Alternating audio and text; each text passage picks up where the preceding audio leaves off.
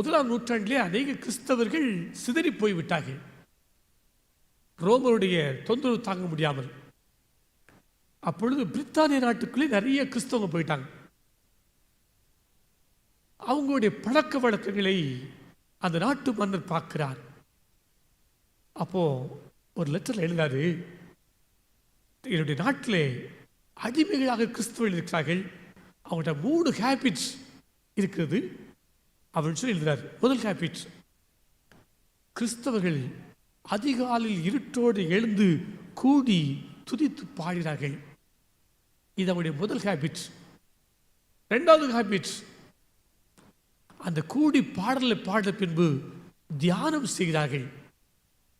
மூன்றாவது ஹேபிட், எல்லாரும் தியானத்தை முடித்தவுடன் அருகிலுடைய கரங்களை பிடித்து கொண்டு அவங்க சொல்றாங்க, நாங்கள் இன்றைக்கு எந்த குற்றமும் செய்ய மாட்டோம் என்று உறுதிமொழி எடுத்துக்கொள்கிறார்கள்.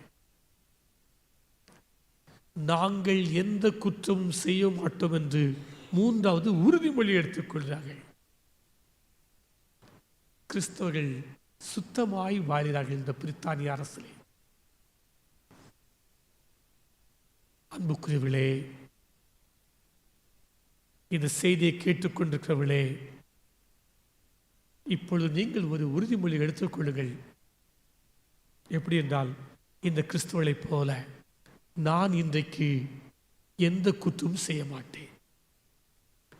காலை எழுப்பி ஜெபிக்கும் போது வசனத்தை வாசித்த பின்பு ஒரு தீர்மானம், ஒரு உறுதிமொழி, நான் இன்று எந்த குற்றமும் செய்ய மாட்டேன்.